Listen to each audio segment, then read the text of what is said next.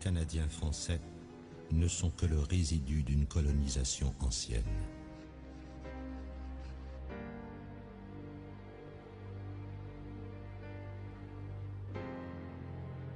Ils sont destinés à rester toujours isolés au milieu d'un monde anglo-saxon.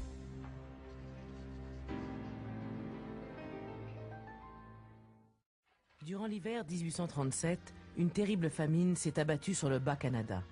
Un journal de Montréal, la Minerve, rapporte « Sans le recours d'âmes généreuses, quantité de pauvres étaient condamnés à mourir de faim et de froid. » La société du Bas-Canada traverse des crises profondes. Une crise agricole, une crise économique, une crise politique, une crise sociale, une crise de relations ethniques, c'est l'arrivée des Irlandais, etc. Et l'échec de 37-38, l'exil des chefs patriotes, marque, si on veut, une société qui ne trouve plus de solution à son avenir.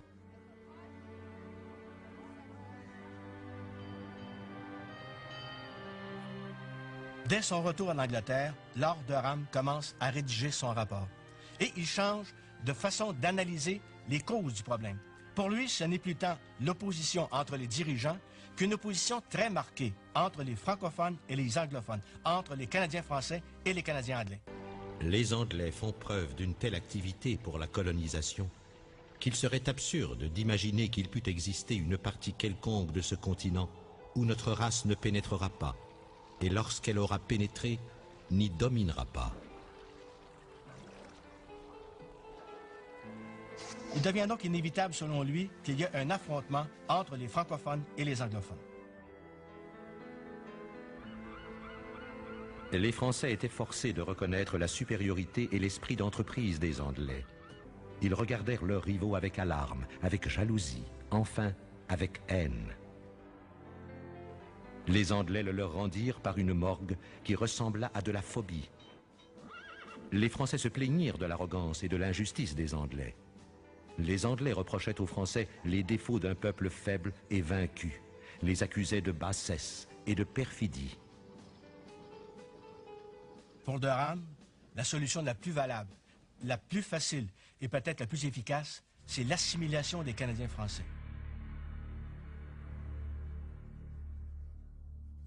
Ils sont un peuple sans histoire et sans littérature.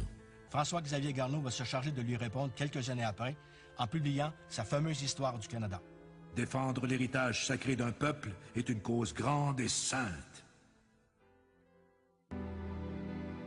Au cours de la seconde moitié du 19e siècle, l'effervescence littéraire qu'on retrouve au Bas-Canada va permettre d'enrichir les bibliothèques. Il y aura un foisonnement de revues, de livres et d'œuvres littéraires. On ne peut pas encore crier au chef-d'œuvre, mais on peut citer quand même Angéline de Montbrun, de Laure Conant. Première romancière canadienne-française, de son vrai nom, Félicité Anger. Il y a aussi des ouvrages de poésie, et Louis Fréchette apparaît comme un poète national. On a dit de Louis Fréchette qu'il parlait en alexandrin. L'Académie française couronnera plusieurs de ses recueils de poésie, à la fois romantiques et patriotiques. 40 ans transformant la tribune en créneau, l'homme type chez nous s'appela Papineau. 40 ans il tonna contre la tyrannie.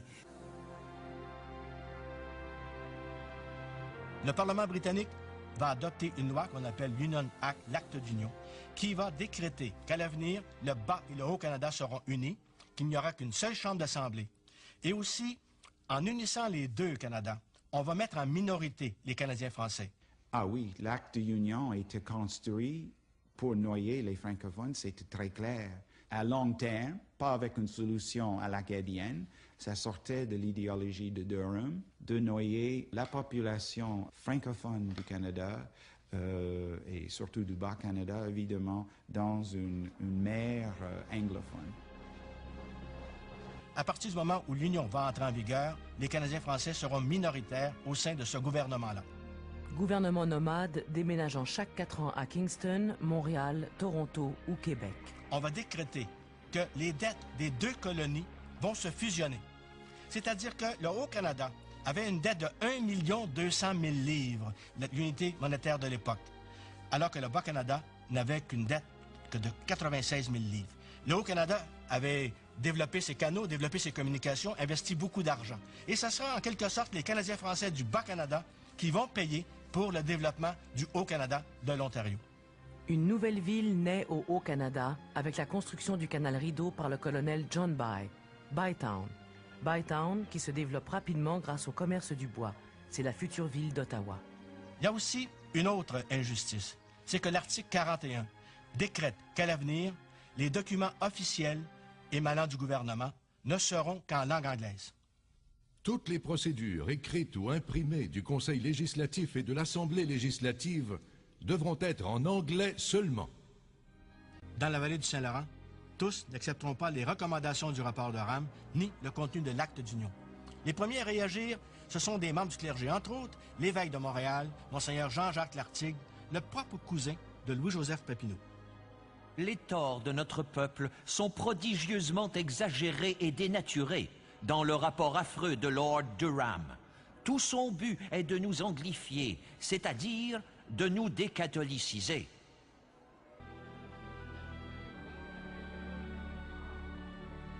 À partir de ce moment-là, les gens se sentent proposer une nouvelle interprétation de la société. Une interprétation qui va satisfaire, je dirais, les besoins inassouvis qu'ils avaient, qui va leur donner une raison d'être. C'est une interprétation à la fois symbolique, à la fois sociale, elle est très, très chargée, et ça va nourrir ce réveil religieux.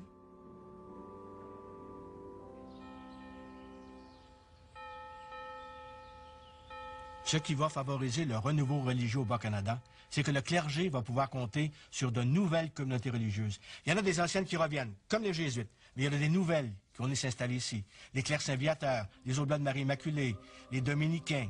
La congrégation de Sainte-Croix, les Dames du Sacré-Cœur, les religieuses de Notre-Dame de Charité du Bon Pasteur d'Angers, les Sœurs de la Providence, les Sœurs de la Miséricorde, les Sœurs de Sainte-Anne. Ces communautés fondent de nombreuses institutions d'enseignement et beaucoup de leurs élèves deviennent eux-mêmes des religieux. L'idéologie de la survivance canadienne-française, il a trouvé son profit. Et puis, à long terme, on peut dire qu'après tout, il est vrai que la culture canadienne-française a survécu.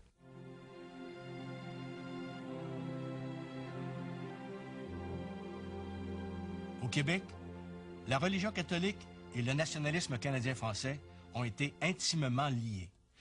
On finira par croire que la langue est la gardienne de la foi et que la foi est la gardienne de la langue.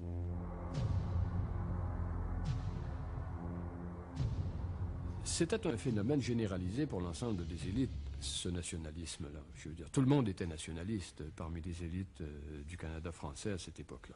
Et le clergé, bien sûr, l'était autant que les autres.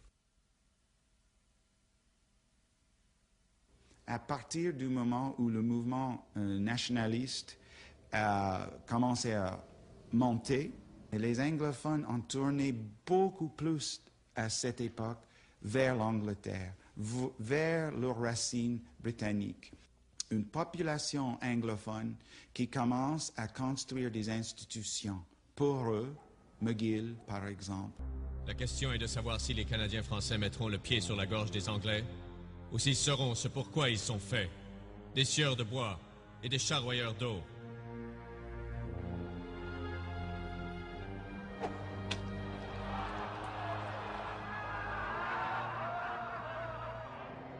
La violence politique atteint son point culminant en 1849. Papineau revient d'exil, mais il n'est plus l'ennemi numéro 1 des anglophones.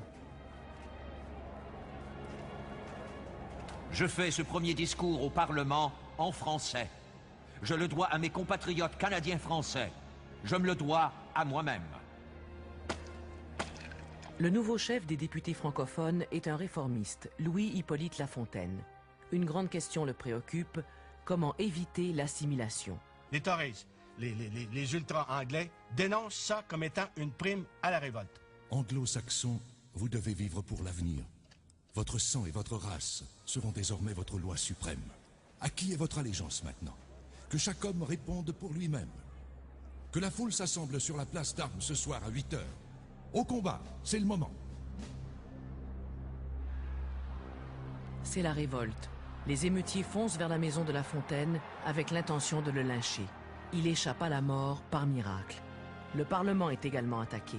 Pierres lancées, vitres cassées, bientôt le gaz fuit et c'est l'incendie total.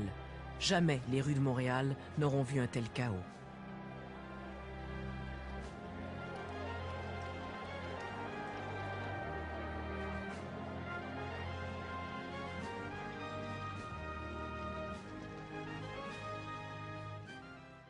L'Union va échouer dans plusieurs de ses grands objectifs. L'assimilation des Canadiens français ne se produira pas, même s'ils sont mis en minorité sur le plan démographique.